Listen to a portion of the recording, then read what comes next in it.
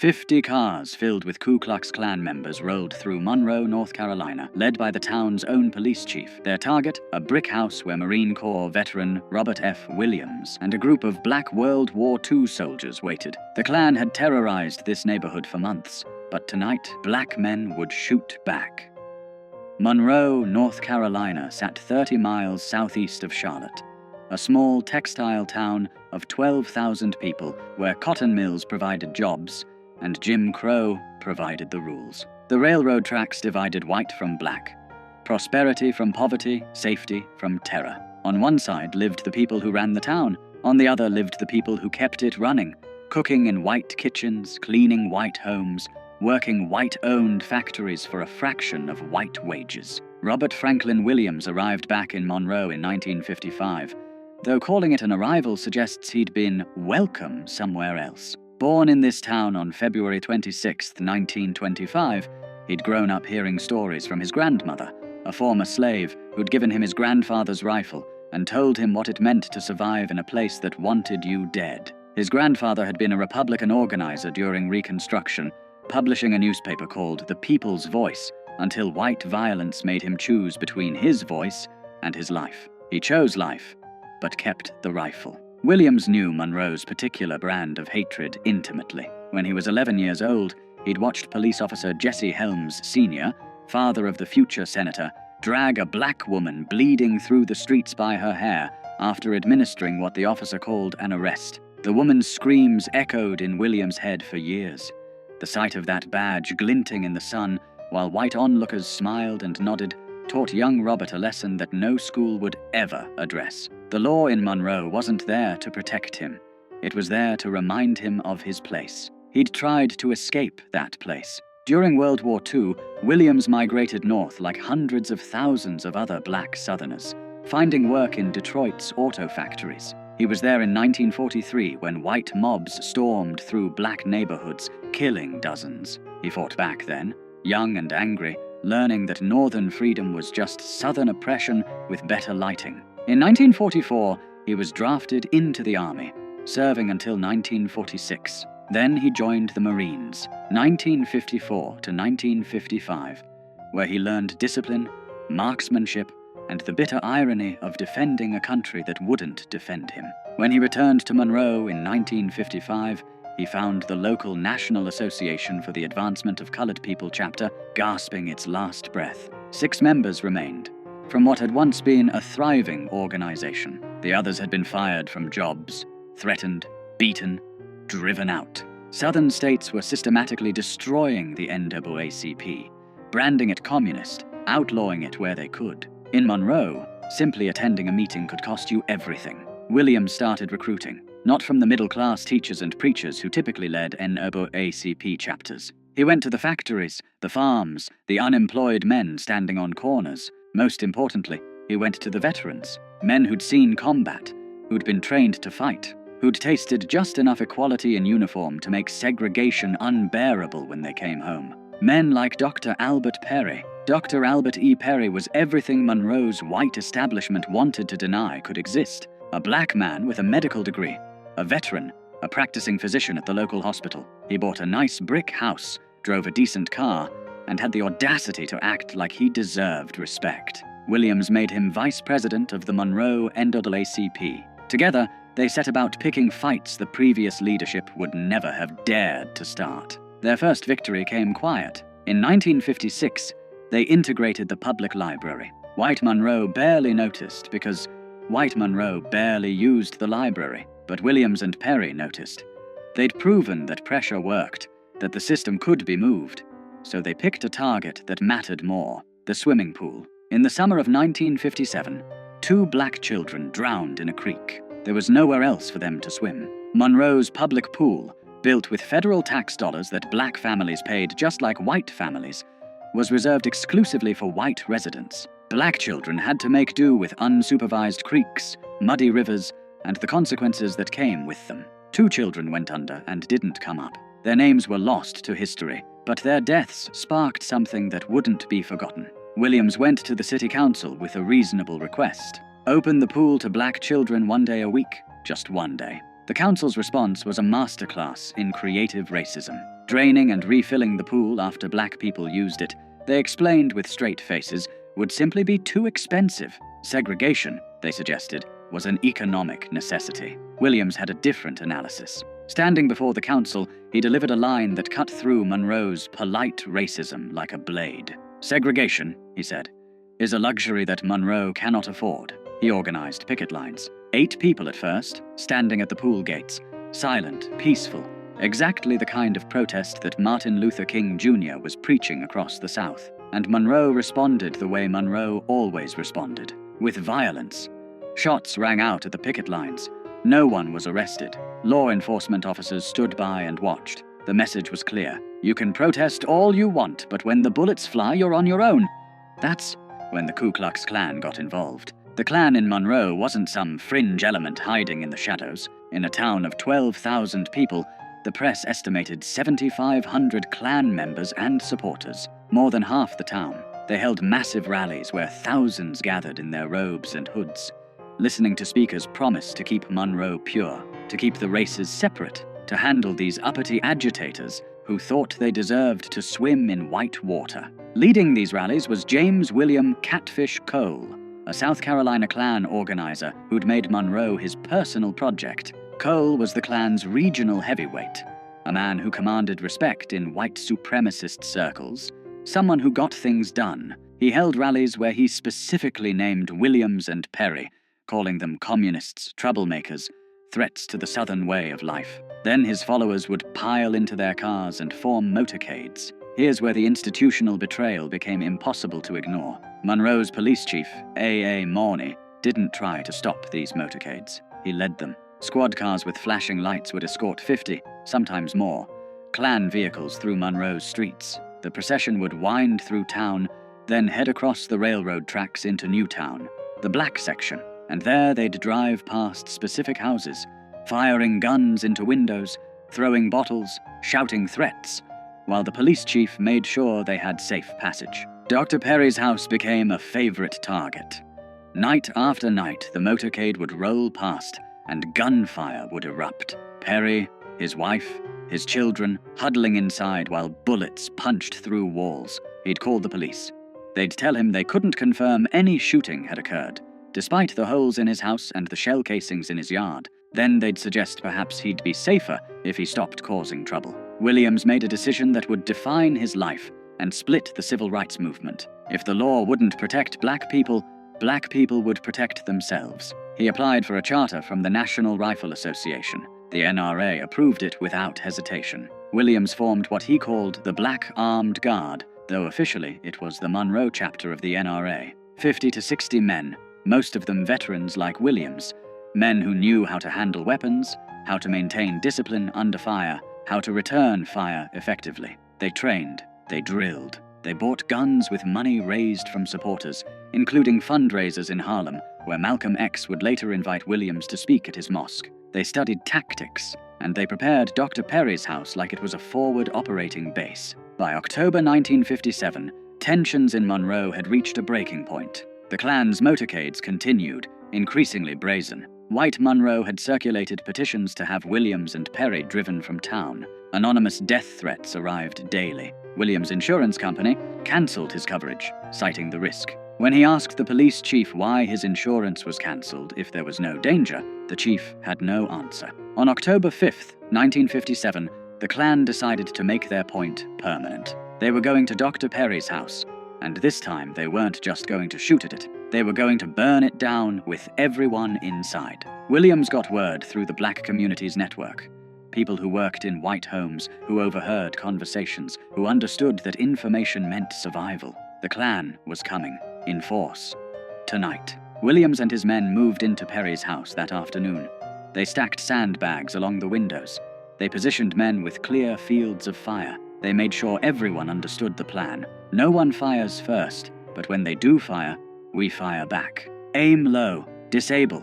Don't kill if possible. Make it clear we're serious without giving them martyrs. As the sun set, they waited. Perry's family had been moved to safety. Inside the house were only men who'd made peace with what might happen next. Veterans who'd survived war only to find themselves at war in their own hometown.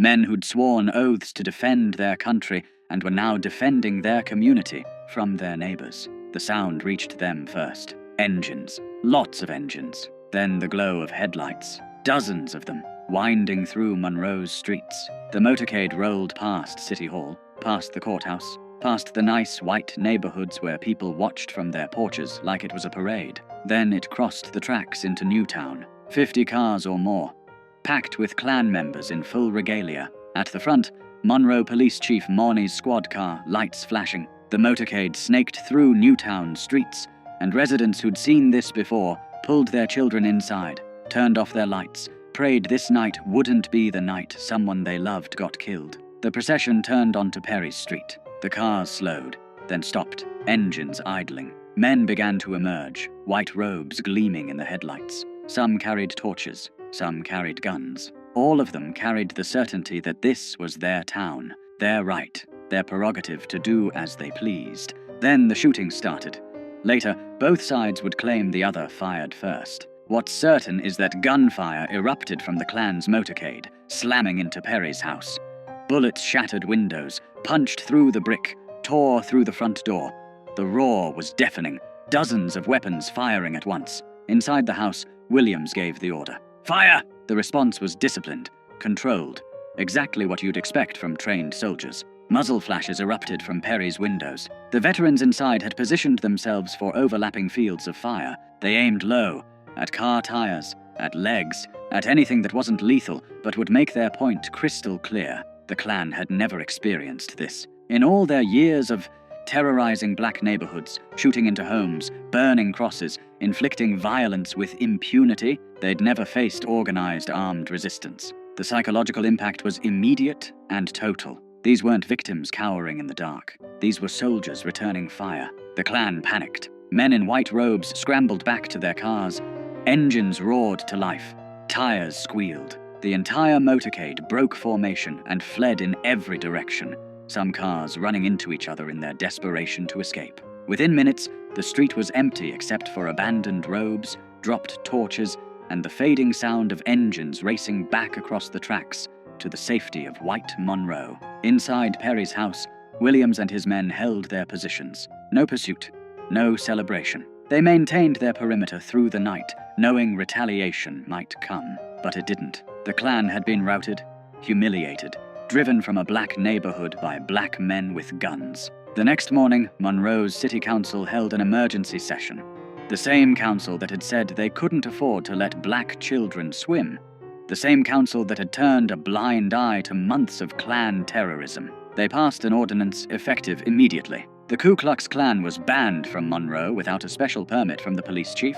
That ordinance was the first crack in Monroe's wall of white supremacy. Not because the council suddenly developed a conscience, but because armed black veterans had demonstrated something white Monroe couldn't afford to ignore. In Williams' own words, racists consider themselves superior beings and are not willing to exchange their superior lives for our inferior ones. They are most vicious and violent when they can practice violence with impunity. The shootout barely made the news. The Monroe Journal mentioned it briefly. 3 black newspapers covered it. The national press ignored it completely. Just 3 months later, when the Lumbee tribe would rout the Klan in a similar confrontation, national media would descend on North Carolina, Life magazine would run photo spreads, politicians would issue statements. But when black men defended themselves with guns, white America decided that story was better left untold.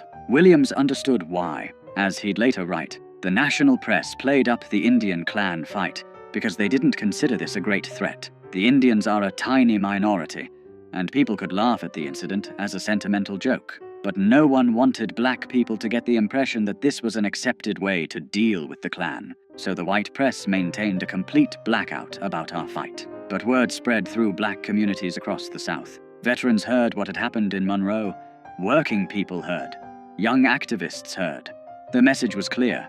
Nonviolence was a tactic, not a suicide pact. You could advocate for peace while keeping a rifle behind the door. The October 5th. Shootout didn't end Monroe's racial violence, but it fundamentally changed its character. The Klan never conducted another motorcade through Newtown. They couldn't. They'd been exposed as cowards, who only fought when resistance was impossible. When black men shot back, they ran. Less than a month later, the Klan tried a different approach. If they couldn't eliminate the troublemakers by force, they'd eliminate them through the legal system. Dr. Perry was arrested on charges of performing an abortion on a white woman. The accusation was almost certainly false. Perry was Catholic, opposed to abortion on religious grounds. The woman herself said she'd asked him to perform the procedure, but that he'd refused. None of that mattered. The newspaper headline screamed, "Negro doctor arrested for criminal abortion on white woman." The racism was coded into every word. A black man's hands on a white woman's body, even in a medical context, was treated as inherently criminal. Perry was jailed. Williams led armed demonstrations at the courthouse, hundreds of black residents openly carrying weapons, demanding Perry's release. A white benefactor posted $7,000 bond. Perry was freed, but the damage was done. His trial came almost exactly a year after his arrest, October 21st, 1958.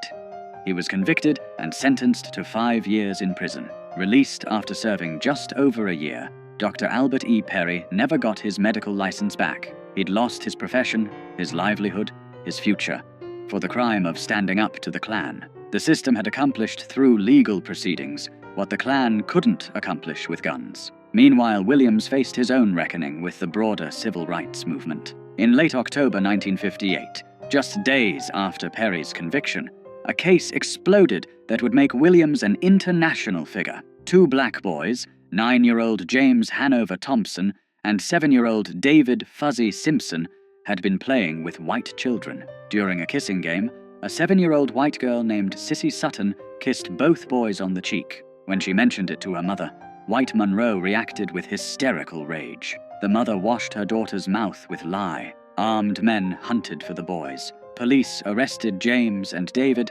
handcuffed them, took them to jail, and spent 6 days interrogating them without allowing them access to parents or lawyers. They were beaten, threatened with lynching, told they'd raped a white girl. Judge Hampton Price heard the case. Such as it was, the boys had no legal representation. They stood silent, terrified. The judge interpreted their silence as a confession. He sentenced both boys to indefinite terms in reform school, possibly until age 21, for a kiss that a white girl had initiated. Williams mobilized international attention. He contacted journalists in Europe. He worked with activists in New York to form the Committee to Combat Racial Injustice. He turned the kissing case into a global embarrassment for the United States, with demonstrations in Paris, Rome, and Vienna. Former First Lady Eleanor Roosevelt intervened with North Carolina's governor. President Eisenhower received thousands of letters. After 3 months, on February 13, 1959, Governor Luther Hodges pardoned the boys without explanation or apology. They were released. Their lives were destroyed. James Thompson would spend most of his adult life in and out of prison. David Simpson largely disappeared from the record. In 2011 interviews, James's sister Brenda would remember sweeping bullets off their front porch every morning while the Klan burned crosses in their yard. The kissing case made Williams famous, but it also made him a target. Then came the event that would force him into exile. In May 1959, a Monroe court heard the case of Mary Ruth Reed, a 23-year-old black woman who was 8 months pregnant when Louis Medlin, a white man, assaulted her and attempted to rape her. Medlin was charged. The trial was brief. The all-white jury deliberated briefly, not guilty. Williams stood on the courthouse steps as Medlin walked free, and he said something that would end his leadership of the Monroe NAACP. Black women approached him, devastated, asking what they were supposed to do now that white men knew they could assault black women with impunity. Williams told them, "We cannot rely on the law. We must defend ourselves. If it takes violence to get justice, then we must meet violence with violence." The next day, National NAACP head Roy Wilkins called. Williams confirmed he'd made the statement and would repeat it. Within hours, Wilkins suspended Williams from the NAACP for 6 months. The organization Williams had rebuilt from 6 members to hundreds, the chapter that had achieved what no other Southern NAACP chapter had dared attempt, was now too militant, too aggressive, too willing to fight back. Williams didn't stop. He founded a newsletter, The Crusader, continuing his grandfather's tradition of publishing. He continued organizing.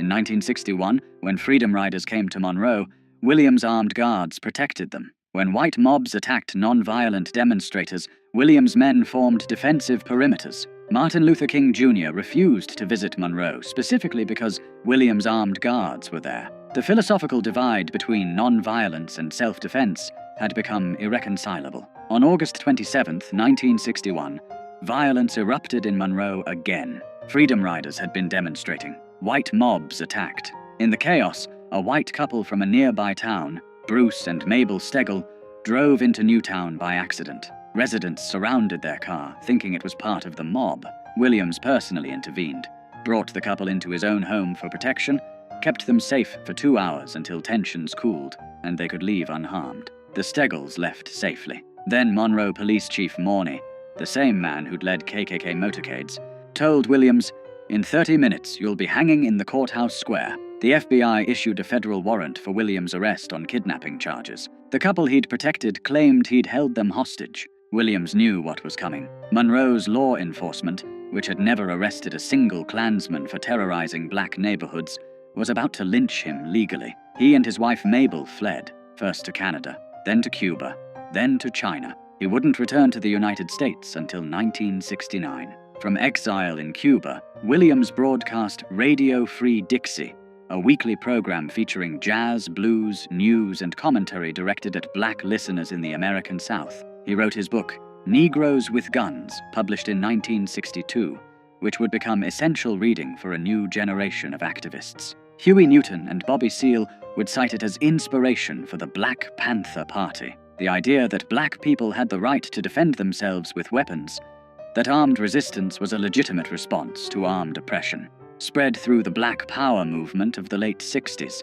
the kidnapping charges were finally dropped in 1975. Williams returned to Michigan, where he lived quietly until October 15, 1996, when he died of Hodgkin's lymphoma at age 71. Rosa Parks delivered his eulogy in Monroe, the town that had driven him into exile for daring to suggest black people deserved to swim in public pools. The night of October 5, 1957, changed nothing and everything. Monroe remained segregated.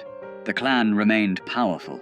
Racism remained the law. But something had shifted. Black men with military training had demonstrated that white supremacist violence wasn't cost-free. They'd shown that victims could become defenders, that terror could be met with resistance, that the oppressed didn't have to die quietly. History tried to forget that night. The civil rights narrative we teach emphasizes non-violence, peaceful protest, moral suasion. We celebrate the bus boycotts and sit-ins, the marches and speeches. We're less comfortable acknowledging that sometimes black people survived because they had guns and knew how to use them, that veterans who'd fought fascism overseas came home and fought it at home, that the Klan stopped terrorizing certain neighborhoods because they knew armed men waited in the darkness. Robert F. Williams never apologized for October 5th. In his book, he wrote, "It has always been an accepted right of Americans, as the history of our western states proves, that where the law is unable to enforce order, the citizens can and must act in self-defense. We asserted this right, and we did what the law officers refused to do. We stopped the terror. We stopped it permanently." The Monroe shootout poses an uncomfortable question for American history. How much of the progress we credit to moral appeals actually came from the threat of armed resistance? How many white supremacists backed down not because they'd seen the light, but because they'd seen what happened when black veterans shot back?